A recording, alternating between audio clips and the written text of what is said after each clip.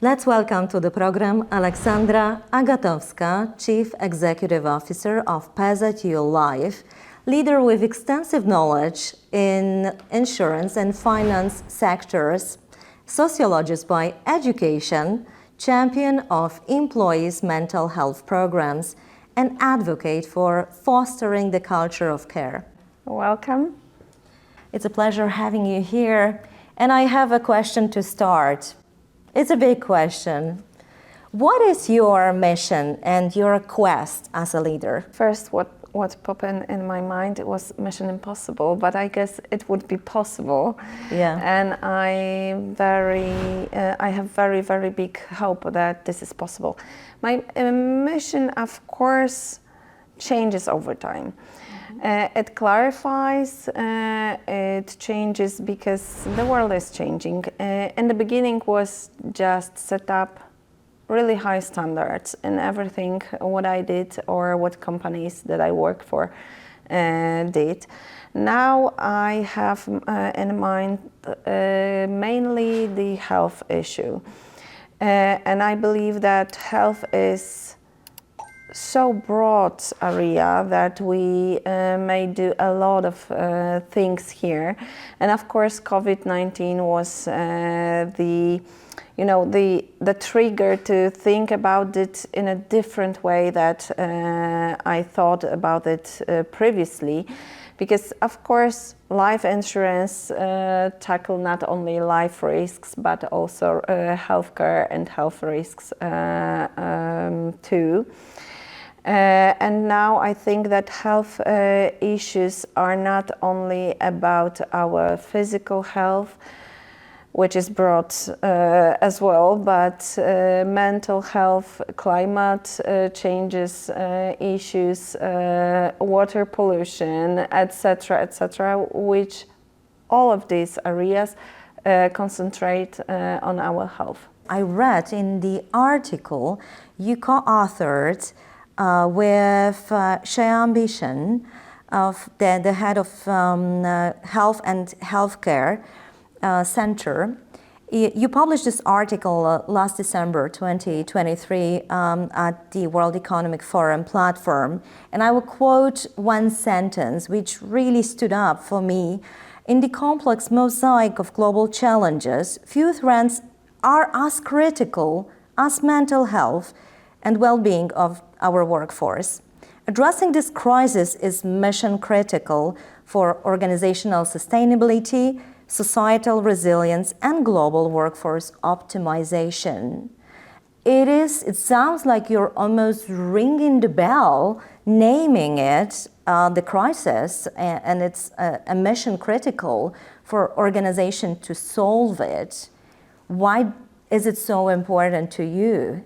Even all those people who are close to me are facing different challenges, and to drive the company you need people on board who are happy in their life but also in their work life, let's say that. Yeah. And I don't believe that now we should divide it or say about work-life balance. I don't like this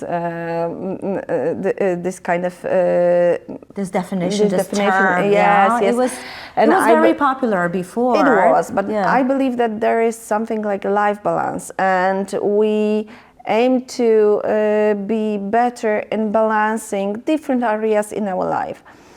And mental health is like something which is an effect of this balancing, if we can do it or not. And if, as I remember correctly, but I think yes, 45% of Poles, employees in Poland, indicates that they are really exhausted and they have problems high or really high with their mental health. And for me, it's not a bad number, but it's a really crucial number to take care of. And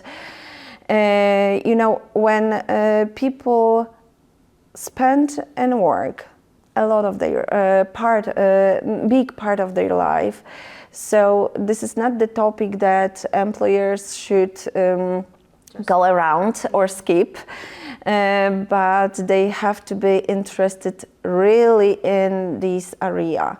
And COVID-19 show us that a healthy employee is really important, and not because only of effectiveness in the work. The percentage of satisfaction doing your job, etc. This is all important things, and this is obvious, but that also good people choose their future employer, and they choose not because of wage, because we of course are paid for the some kind of tasks we have to do, or because of our titles, etc., etc. But also good people can choose between employers who did all those things or who do something more for them. And I believe that this kind of areas that people know that their healthy mental life is really important, they will choose this kind of employer in the future. And I believe that this is really important because all those things that are happening now in the world just not helping us to be healthy, calm, and to have mental health on a really good quality level.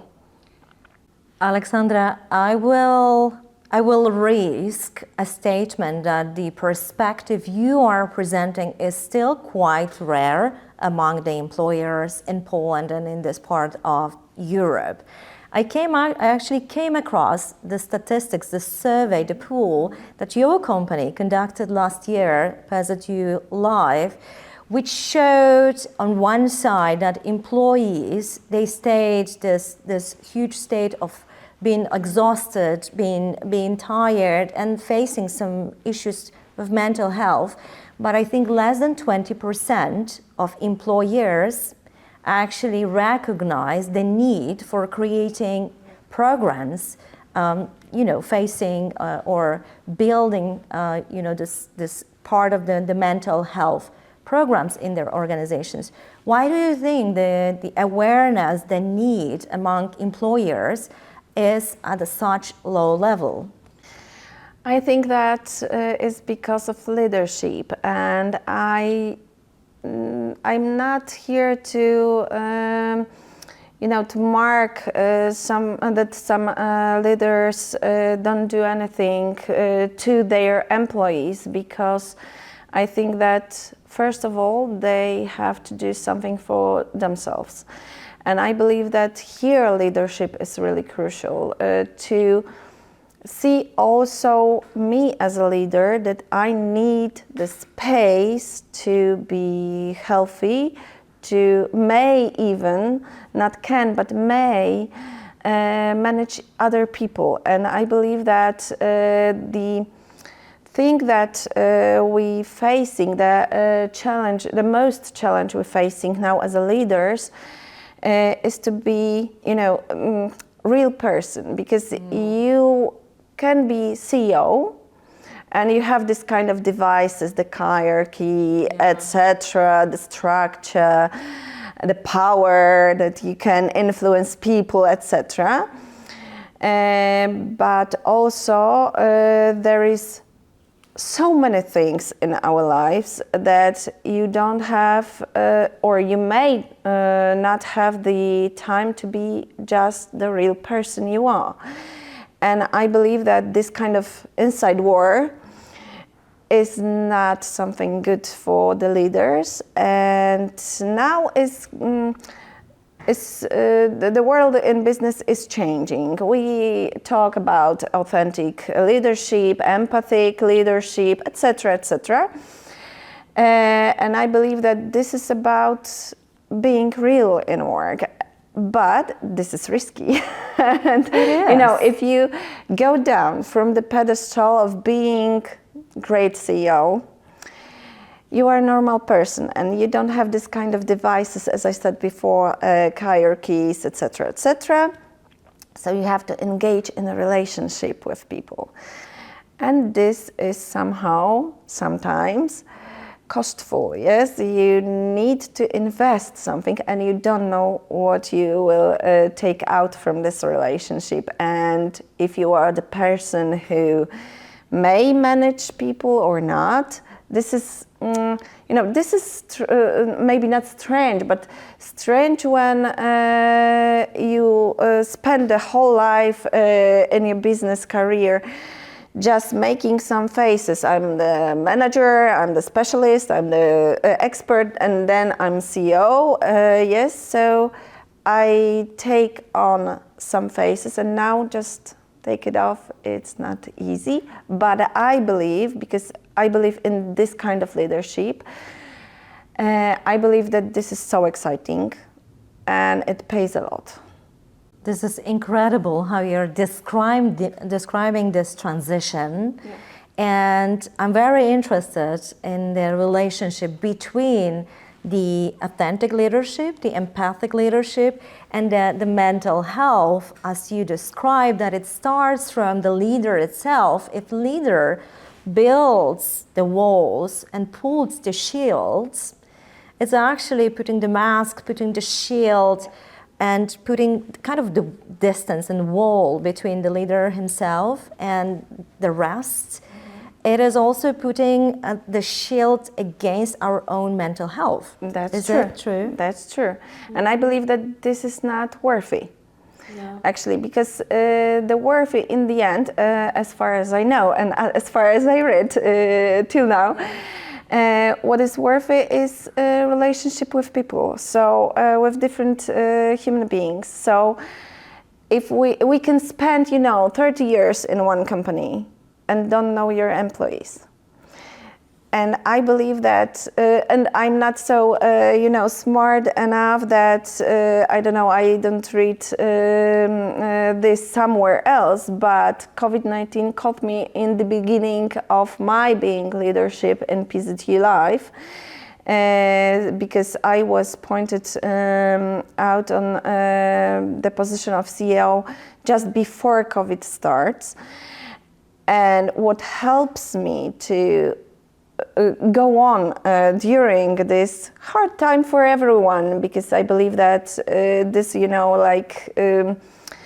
put something equal, because it equals us, because it changes all of lives, all of our lives, not just some group of people. What helps me during these days was that I knew people and I sit with them just next to the table, and we were partners. Maybe not in crime, because it's not that, but we were partners during these times. And I knew that I have to trust people to to go through this hard time, and I think that you have to admit that this was hard for everyone, of course from different perspectives. But if I was, this very much uptight, yes, and important person, then I think that I've never do it just like I did, yes. So I believe that engagement into relationship with people you work day to day, it's crucial here. I think that these leaders have to think about themselves also as humans and show that they are humans. They also have bad days. They also have something which is hard for them, because we know that leaders are alone, etc. Yeah. This common saying, yes. Yeah. But if you don't go from this pedestal as a CEO, you won't have people that you can share this experience. So this is something important. I think it's very critical that you said that it's our courage to take the bricks from that wall and to show our face. However, we still don't have guarantee that we will be accepted. Do you maybe remember a time or a situation when you went very authentic, you shared your emotions, maybe your struggle, and you were kind of not accepted or not understood? Yeah, very similar situation, also during the COVID, because it's, it's something that challenges you as a human, not only in those different roles we have. I had some meeting during which my child was so eager to eat something, and mommy, I have to now eat the spaghetti. I need the spaghetti, etc., etc. And during this meeting, I start to make this spaghetti, and I didn't have the camera put on, which is obvious then. But I've heard from the team, Ola, you don't have the camera on. And I said, no, I don't know if you really want to see me now. And it was risky for me, and I didn't feel comfortable to put this camera on because I was in my kitchen, it was really private time during the work, yes. Yeah. And I said them that I was sitting on a desk with, I was prepared, but now I have the situation that my son is crying, he's just, he wants to eat. Yeah. And I put camera on and show them, this is my son. He tried to wave to people because he saw them on the screen. And I told them that this is the situation. I'm just making the spaghetti, but also talking to you, and this is not comfortable for me. And you know what? Half of the people, and I had the feedback from this situation year afterwards. And I had the feedback that one half of people said, this is great. This is also me sometime, etc., etc. Yeah. And half of the people said it was not professional. And it was critical for me, but I said, what I could done more or better, worse, etc. I don't know. I was during this concrete time in this kind of situation, so I just manage it as great as I can. Maybe it wasn't great, but we are all humans, so I start some time ago not to overthinking this kind of situation, because I don't have influence on it. I hear you. What I hear is that you stick to your values. Yeah. Like you value what I hear from this example is being true, Yeah. being authentic, being you, and not pretend, not play different roles, but being integral. If you're a mom and the business leader, you're both these roles. You're not stripping yourself from being a mom while you're at home and managing all these difficult situations. I just have a business question, like a tough business question. Okay. Do you see that there is a relationship between creating the culture of care and the business results? You as a group just revealed the business results of the company, which are outstanding. Congratulations. Thank you. What do you think the relationship between creating the culture and the business results are? You know what, for the long time, I really was amazed of the concept of customer experience. And I believe that there will not be anything like customer experience if my employee won't have great experience with their environment of working. And I believe that this is the crucial, that we have to start here. Then the customer experience is like maybe not building itself, but it's really easier to change anything in the processes when people are cared. Yes, that people feel that someone care of them. And in terms of my work, it's not only speaking about this, because I speak about this a lot, but also doing something. Yes, I try to not only change the processes, the operational things, etc., because regulations, these are all really important things, but also changing the culture, as you said. And changing the culture is the toughest thing, I guess, because it's not something I can sign and it starts and it works. Yes? It's something that should come from the top. So for me, it's really important that we have some chat over going up in elevator. We have some chats and normal information exchanging things during the meetings.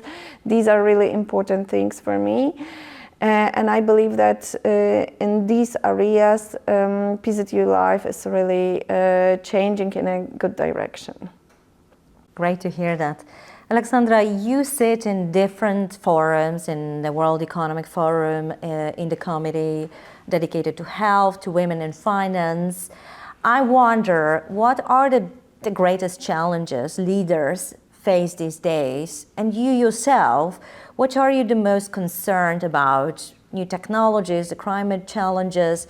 What is actually on the top of your mind when you think about the business and life?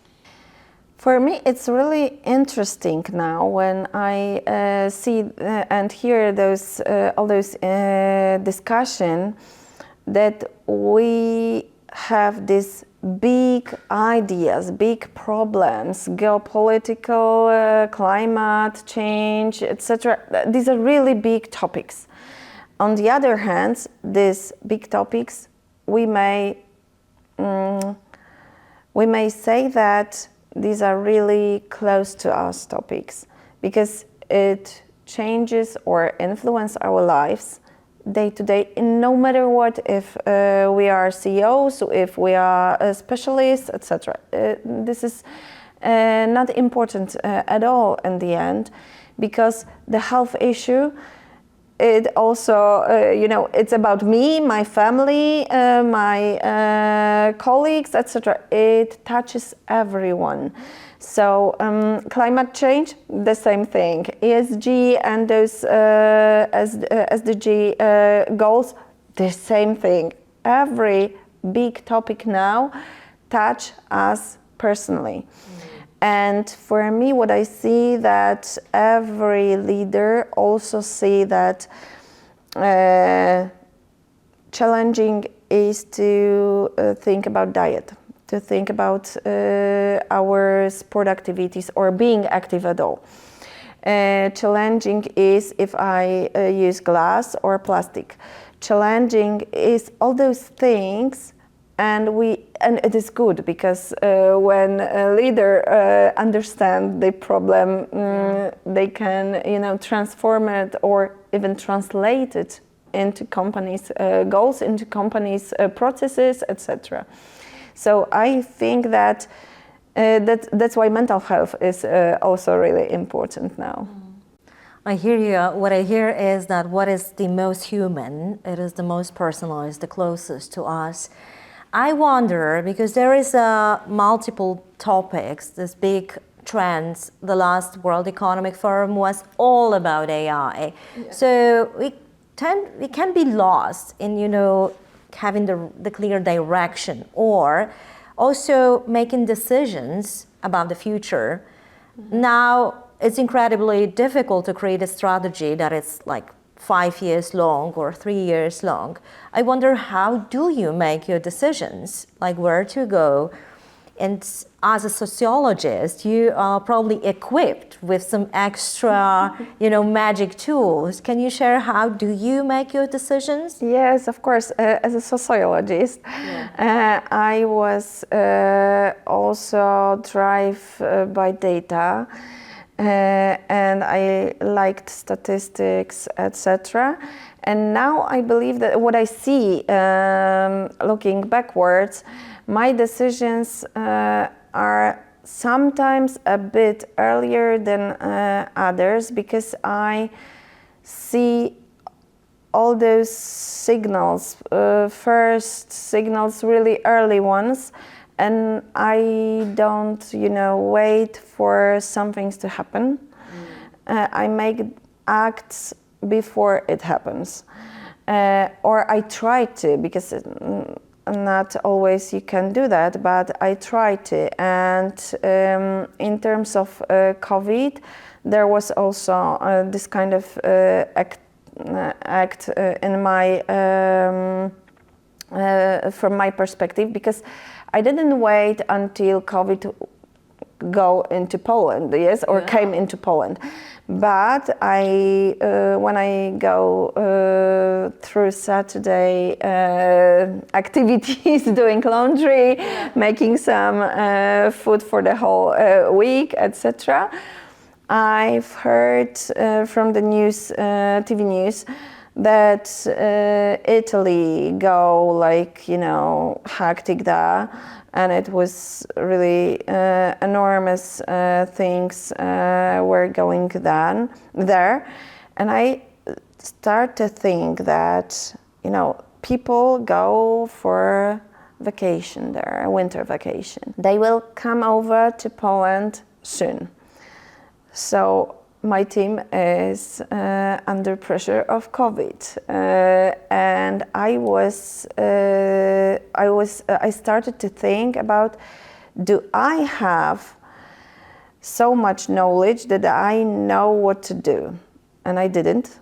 So the first thing on the Monday when I go to work was, please just provide me with some regulations, what we have on the table, yes? And we were ready 2 weeks before was lockdown in Poland. We were ready with working online. And it was for me something really comfortable then, because I didn't have this, time that we had to do some regulations, different processes setting up after lockdown. But we were ready, and our customer also were provided with information how to react, what to do, when and where they can call, etc. So I think that really often I see some signals from the environment, from the world, and try to not maybe always act, but to already think about what will going to happen. That's great. So you're spotting the signals, and then you connect the dots, and it's almost like you're creating scenarios, possible scenarios. And this is incredibly important these days, because there's a number of signals that we kind of overlook, or we tend to believe that it will not happen, although everything is shouting out, it will happen. It happened in Italy, it will happen in Poland. What would you recommend to other CEOs who would like to be better at getting ready for maybe unknown or what's going to happen? Do you believe in using this kind of trend watchers, or how can we be better at acting on the signals?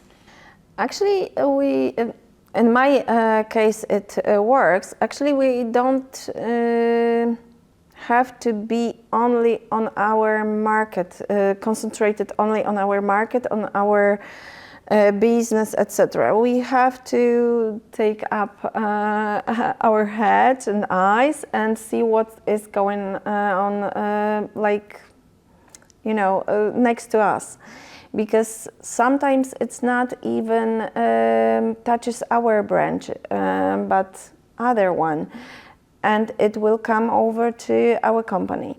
So I think that of course discussion with people, reading different things that only you know about your industry, this is important, to see other things that only my company or my industry.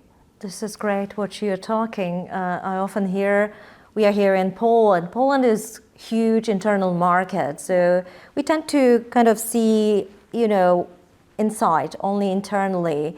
And there are many things we can learn from other neighboring countries, countries overseas, other regions, by sharing information or participating in such forums. I wonder, what is your source of information or inspiration? Where do you get reliable information? Where do you get your inspiration?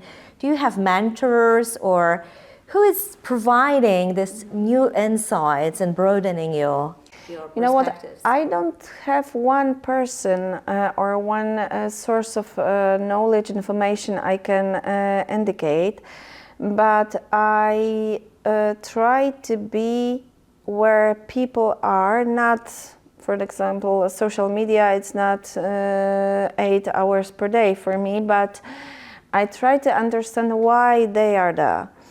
And the same as the things that I don't use a lot, I try to understand why other people use it. And this you can just do by talking to different people. And I believe that this is, I guess, crucial for me. Sometimes I read different things, but for me, and I remember that I was on a business trip on my executive MBA a couple of years ago, and we were going through a BMW motor manufacturer. And you know what I think that then? Because I saw that people working, you may say it should be really, you know, hectic schedule, etc. They were really relaxed. And I asked why these people are so relaxed. I saw the Charlie Chaplin movie that showed that he didn't was so relaxed. He wasn't so relaxed. And I've heard that to make a good motorbike, you need to be relaxed, to not make some mistake. And I thought that, oh my God, this is so important information that for me, this is, for example, crucial for my employee in all those areas. And most crucial for those employees who has direct contact with clients, that they cannot be, you know, frustrated, stressed, etc. They cannot look on the watch and say, "Oh, I have only 5 minutes for you." And this was something which was inspiring me for taking change in PZU also. So I take different things for different industries, for different people. Lately, I had you asked for the person, and I now remember one person. Lately, I had the meeting in Davos and online later on with Penny Pritzker, and I was really shocked with her way of establish the meeting. Can you tell more about who she is, Penny? She is now special representative of State Department of USA, and she's responsible for helping Ukraine to recovery their economy and to take them a little bit drive in the economy. I was really impressed by the way of conveying the meeting, the way of talking, asking some questions. She was really well prepared for doing this, and meeting, you know, is really short. You have not so many time, but it's really efficient.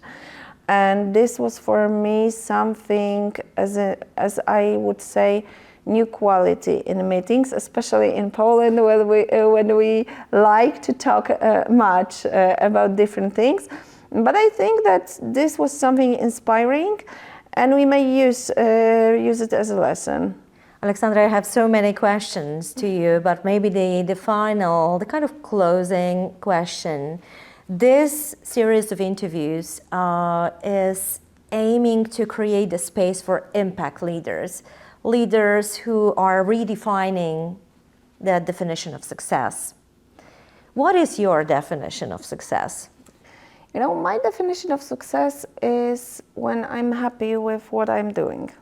Actually, it's not about profit, it's not about some plans which are fulfilled, but I have to be happy with myself and with people that are helping me doing something, or I'm helping them. But this is, I guess, success.